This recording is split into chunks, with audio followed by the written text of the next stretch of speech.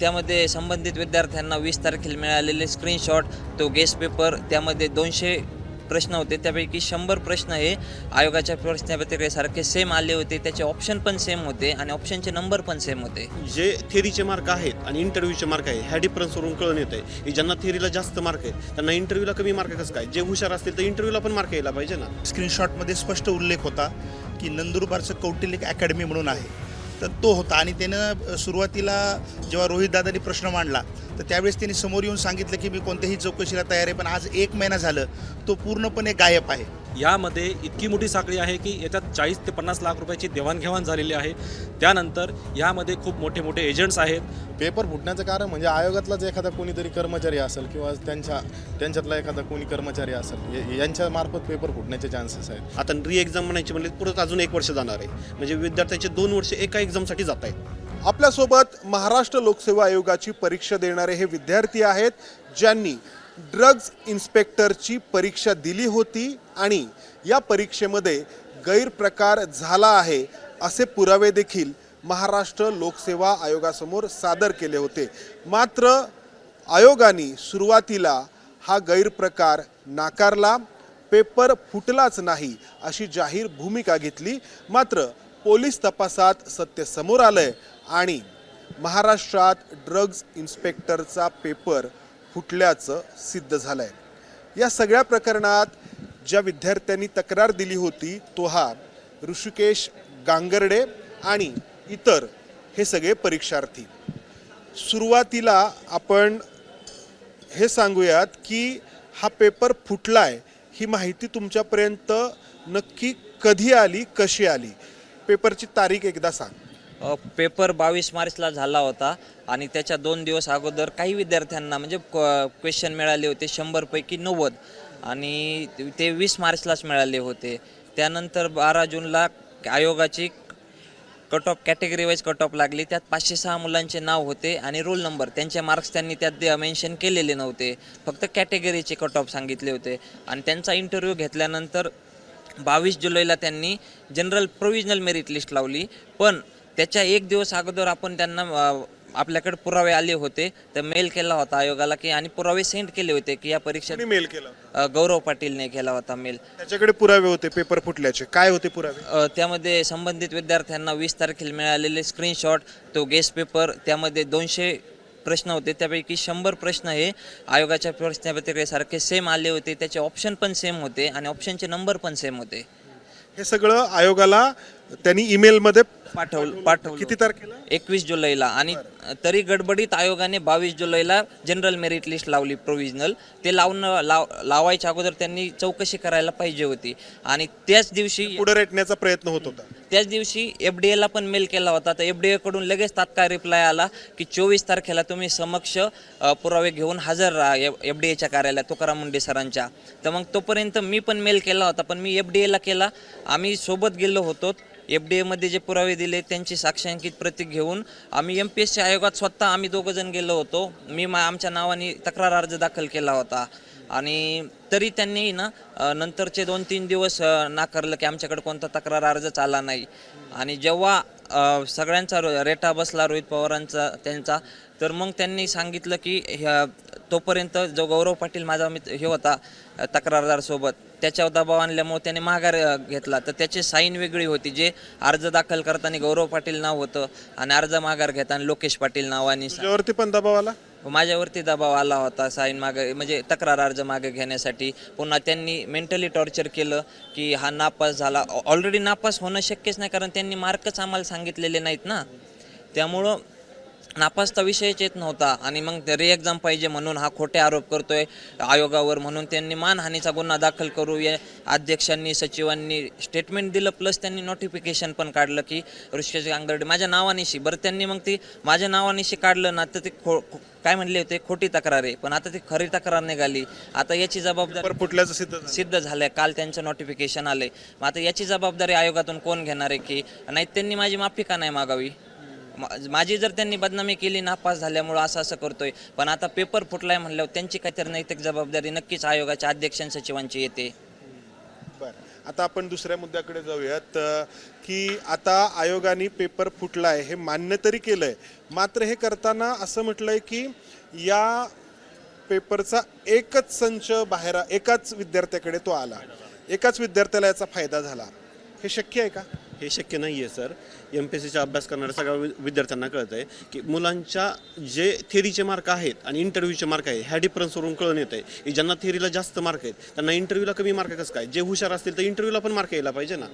ह्या डिफरन्सवरून कळून येतं की हा संच एकाकडेच गेलेला नाही आहे, त्याच्यावर मल्टिपल पोरांकडे गेलेला आहे. त्याची चौकशी करावी, रितसर त्यांची नावं जाहीर करावी, जो अहवाल आहे तो सार्वजनिक करावा, जेणेकरून MPSCची जो पारदर्शकता आहे ती टिकून राहील, जो विश्वास आहे. ते याच्यामध्ये म्हणजे बरेच गैरप्रकार आहेत. म्हणजे तो स्क्रीनशॉट आहे, त्याचबरोबर मेरिट लिस्टमध्ये आपण पाहतोय की खूप असे काही आहेत की जे भाऊ बहीण आहेत किंवा की जे एकामागोमाग एक त्यांच्या रँक आलेले आहेत.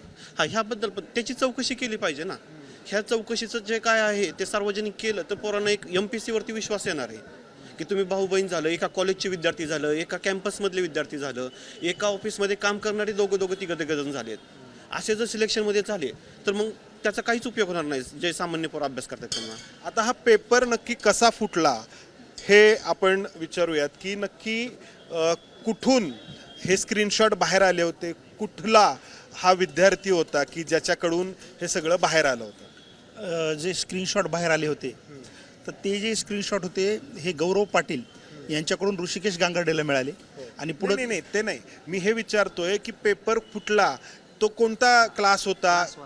हा, तो जो क्लासवाला होता म्हणजे स्क्रीनशॉटमध्ये स्पष्ट उल्लेख होता की नंदुरबारचं कौटिल्य अकॅडमी म्हणून आहे, तर तो होता. आणि त्यानं सुरुवातीला जेव्हा रोहितदादांनी प्रश्न मांडला तर त्यावेळेस त्यांनी समोर येऊन सांगितलं की मी कोणत्याही चौकशीला तयार आहे, पण आज 1 महिना झालं तो पूर्णपणे गायब आहे. म्हणजे ह्याच्यावरून ही साखळी ही साधीसुधी साखळी नाही आहे. जसं ज्या ठिकाणी हा आयोग म्हणते की एकाला पोहोचला, मग त्या एकाला देणारा कोण आहे, ह्याचा आका कोण आहे. नंदुरबारचा कौटिल्य नावाचा क्लास MPSCच्या विद्यार्थ्यांना ज्या ठिकाणी प्रशिक्षण दिलं जातं तर तिथंपर्यंत या पेपर फुटीची लिंक पोचते, बरोबर बरोबर. तर तिथून हा फुटलेला पेपर काही विद्यार्थ्यांपर्यंत गेलेला आहे. त्यासाठी या कौटिल्य क्लासच्या चालकांनी पैसे घेतलेले आहेत असं त्या स्क्रीनशॉटवरून दिसतंय. बरोबर. नीटचा पेपर फुटीचा प्रकार आपल्याला अगदी ताजा आहे आणि या नीटच्या पेपर फुटीच्या प्रकरणात जसे क्लास चालक अडकलेले आहेत तर तो तसाच हा प्रकार आहे. मात्र आत्ता आपण पाहतो आहोत की फक्त एकाच विद्यार्थ्यापर्यंत संच पोहोचला असं आयोग म्हणतंय. आणि हा पेपर फुटला कसा हे मात्र आयोग सांगत नाही अजून. बरोबर. तुम्ही जर आता बघितलं 22 मार्च रोजी झालेल्या परीक्षेचा पेपर 20 मार्च रोजी फुटलेला आहे. आणि काल आयोगाने तातडीने नोटिफिकेशन वेबसाईटवरती टाकलेलं आहे की पेपरचा हा फक्त फायदा एका विद्यार्थ्याला झालेला आहे. परंतु यामध्ये इतकी मोठी साखळी आहे की याच्यात 40 ते 50 लाख रुपयाची देवाणघेवाण झालेली आहे. त्यानंतर यामध्ये खूप मोठे मोठे एजंट्स आहेत.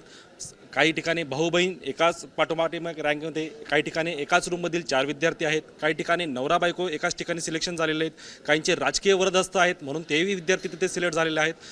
म्हणजेच जर समजा आयोगाने जर ही फेरपरीक्षा घेण्याचं जरी डिक्लेअर केलं असेल पण त्यामध्ये जर तुम्ही बघितलं एका विद्यार्थ्यावर तुम्ही आरोप करून जर पेपर फुटीचा आरोप करून जर पुनर्परीक्षा घेणार असाल पण त्याच्या पाठीमागील जे कोणी आका असतील तर त्यांची चौकशी झाली पाहिजे. कारण जरी पुनर्परीक्षा झाली हे आरोपी अजूनही मोकाट आहेत. आता ज्यांनी 50 लाख रुपयाची देवाणघेवाण केलेली आहे हे अजूनही मार्केटमध्ये फिरत आहेत. आणि जर ही परीक्षा झाली यांनी ज्यांना कोणाला संबंधित लोकांना पैसे दिलेले आहेत हे लोकांना पैसे दिल्यामुळे हे लोक पुन्हा ॲक्टिव्ह होतील. कारण गुन्हेगार हा शेवटी गुन्हेगारच असतो, त्याला जर सजा झाली नाही, शिक्षा झाली नाही तर हे पुन्हा ॲक्टिव्ह होतील आणि परत ही परीक्षा जेव्हा होईल हे परत पेपर फुटीचं कनेक्शन समोर येईल. नजीकच्या काळात किती पेपर फुटलेत आपण पाहतो आहे. म्हणजे नीटच्या पेपर फुटीचं केंद्र देखील महाराष्ट्र आहे, TETचा पेपर फुटलेला आहे आणि आता हा MPSCचा पेपर देखील फुटल्याचं समोर येत आहे. असं जेव्हा घडतं तेव्हा काय परिणाम होतो विद्यार्थ्यांवरती. त्यांनी वर्षभर केलेला अभ्यास असतो, कष्ट असतात आणि दुसरीकडे वाढणारं वय. आता बघा ना, एक एक्झाम कंडक्ट करायला MPSCला किमान 1 वर्षाचा कालावधी लागतो. ज्यावेळेस ॲडव्हर्टाईज पडते त्याच्यानंतर 3 ते 4 महिन्यांनी प्री मेन्स मुख्य आणि नंतर इंटरव्ह्यू होतो. आता ह्या प्रोसेसला ऑगस्ट 2025ला जाहिरात आली होती. आत्ता 26 ऑगस्ट चालू आहे, म्हणजे 1 वर्ष झालं. आता री एक्झाम म्हणायची म्हणजे परत अजून 1 वर्ष जाणार आहे. म्हणजे विद्यार्थ्याचे 2 वर्ष एका एक्झामसाठी जात आहेत. ह्याचा कुठेतरी सरकारने आणि आयोगाने विचार करायला पाहिजे. गंभीर प्रश्न हा इथे निर्माण होणार आहे, कारण 13 कोटी जनतेचा जर विचार केला तर लहान मुलीला जन्मलेल्या बाळापासून तर वयोवृद्ध नागरिकांपर्यंत प्रत्येकाला आरोग्याच्या समस्या आहेत. जर हे ज्यांनी काही पैसे देऊन पेपर विकत घेतले होते आणि असे विद्यार्थी जर सिलेक्ट झाले भविष्यात, तर महाराष्ट्रात इतकी मोठी गंभीर आरोग्याची समस्या निर्माण होणार आहे. तुम्ही वकील म्हणून यांच्यासोबत आहात, तर आता पुढं तुम्ही काय करणार आहात? कारण अजून आपण पाहतो आहेत की आयोग म्हणते की फक्त एकाच विद्यार्थ्यापर्यंत संच गेलाय आणि नक्की कोणी फोडलाय पेपर हे मात्र सांगत नाही. निश्चितच आपण जर पाहिलं ना तर ह्यामध्ये आयोगाने काल जे सर्क्युलर रिलीज केलं आहे त्यामध्ये फक्त त्यांनी एकच व्यक्तीचं नाव घेतलेलं आहे, परंतु त्या व्यक्तीकडे पेपर कसा आला, कुठून आला, आयोगामधल्या याच्यात कोण सामील आहे याचा निश्चितच तपास केला जावा. हे CIDकडे तपास आहे याचा, तर CIDने निश्चितच याचा पूर्ण तपास केलेला असेल, पण आयोगाने अजून ते स्पष्टपणे उघडकीस आणलेलं नाही. कसा फुटू शकतो? म्हणजे MPSCचा पेपर जर इतक्या म्हणजे ज्याला आपण फुल प्रूफ म्हणतो अशा प्रोसेसमधून जर परीक्षार्थींपर्यंत पेपर फुटण्याचं कारण म्हणजे आयोगातलाच एखादा कोणीतरी कर्मचारी असेल किंवा त्यांच्यातला एखादा कोणी कर्मचारी असेल यांच्या मार्फत पेपर फुटण्याचे चान्सेस आहेत, किंवा ज्यांच्याकडे ते प्रिंट आउटला गेले असतील किंवा जे प्रश्न काढणारे असतील अशा व्यक्तींकडनं तो पेपर फुटण्याचे आपण चान्सेस आहेत आपल्याला त्या ठिकाणी. किती विद्यार्थी या सगळ्या परीक्षेसाठी होते, काही अंदाज तुम्हाला? 40,000 विद्यार्थ्यांनी किती वर्षांनी ह्या जागा निघाल्या? 2016ला आली होती ह्या पूर्वीच्या 10 वर्षांनी ॲड आलेली. आणि किती विद्यार्थी परीक्षेसाठी बसले? 40,000 विद्यार्थी बसले. 40,000 बसले होते आणि जागा होत्या 154. 154 जागांसाठी 40,000 विद्यार्थ्यांनी ही परीक्षा दिलेली होती. त्यासाठी संपूर्ण वर्षभर ही प्रक्रिया राबवण्यात आली होती. विद्यार्थ्यांनी अभ्यास केला होता आणि पेपर फुटला. MPSCने सुरुवातीला पेपर फुटल्याचं नाकारलं आणि जाहीरपणे MPSCच्या एका अधिकाऱ्यांनी कॅमेरासमोर येऊन माहिती दिली की हा सगळा प्रकार जो आहे तो फक्त MPSCच्या बदनामीचा आहे. मुलं ज्यावेळेस एखादा क्वेश्चन MPSCच्या म्हणजे परीक्षा पद्धतीवरती उपस्थित करतात त्यावेळेस त्याचं निरसन केलं पाहिजे, ना की त्या पोरांवरती शंका घेतली पाहिजे. हा मेन कन्सर्न आहे. सर, आयोगाचं काय चालू आहे की घाई गडबडीनं आता काय केलं, री एक्झाम डिक्लेअर केल्यामुळे विद्यार्थ्यामध्ये आनंद आहे, पण घाई गडबडीमध्ये री एक्झाम घेऊन हे बाकीच्यांना लपवायचा प्रकार होऊ शकतो. ही साखळी शोधली बरोबर आहे. पाहिजे. म्हणजे पेपर फोडलाय कोणी याच्यामध्ये सहभागी आहे हे नाही आहे. ते अजून समोर आलं नाही. यासाठी समोर यायला हवं की आपण पाहिलं यावर्षी TETचा पेपर फुटलाय. अगदी काही वर्षांपूर्वी देखील आपण पाहिलं होतं की TETचा पेपर फुटलाय, आरोग्य भरतीचा पण पेपर फुटला होता. त्याच्यानंतर एक साखळीच समोर आली होती की सार्वजनिक बांधकाम विभागाकडून घेतल्या जाणाऱ्या ज्या परीक्षा आहेत त्याचा पेपर देखील फुटला होता. तर सातत्याने हे प्रकार होत आहेत आणि आरोपी जर समोर येत नसतील होण्याचा धोका आहे. आरोपींना वाचवण्याचं षडयंत्र चालू आहे. कारण त्या एका विद्यार्थ्याच्या स्वप्नात क्वेश्चन आले होते का त्याला कोणीतरी दिले, त्यांना कोणीतरी दिले. ही साखळी खूप मोठी, ही आयोगापर्यंत जाते. कारण पेपर सेट करणारे पण त्यात असू शंका आहे तुम्हाला? शंका नाही, पूर्ण 100% सांगतोय. कारण आयोगाच्या जे परीक्षा पद्धतीचे इन्चार्ज असतात, कस्टडी रूमचे इन्चार्ज, त्यांच्याकडे जबाबदारी असते ना क्वेश्चन पेपर सांभाळण्याची, ते प्रिंट करण्याची, पेपर से. तर मग त्यांची एक समिती असते, त्या समितीला काय शिक्षा देणार ते? कारण त्यांनी आमच्या 40,000 विद्यार्थ्यांच्या भावनांसोबत आमच्या मेहनतीवर त्यांनी अन्याय केलेला आहे. त्यांचीच जबाबदारी नक्की ही. तर या विद्यार्थ्यांच्या प्रश्नांची उत्तरं महाराष्ट्र लोकसेवा आयोगाने द्यायची आहेत. आयोग ही उत्तरं देईल का याबद्दल शंका आहे. कारण आत्तापर्यंतची आयोगाची भूमिका, जो आयोग पेपर फुटलाच नाही असं जाहीरपणे सांगत होता, त्याच आयोगाला घाई गडबडीत पुन्हा एकदा परीक्षा घेण्याची वेळ आली आहे. मात्र ज्या विद्यार्थ्यांनी अभ्यास केला होता आणि कष्टाने या परीक्षेत यश मिळवलं होतं त्यांच्यावरती हा अन्याय नाही का? कॅमेरामन अमोल गवाळेसह मंदार गुंजारी, ABP माझा, पुणे. ABP माझा, उघडा डोळे बघा नीट.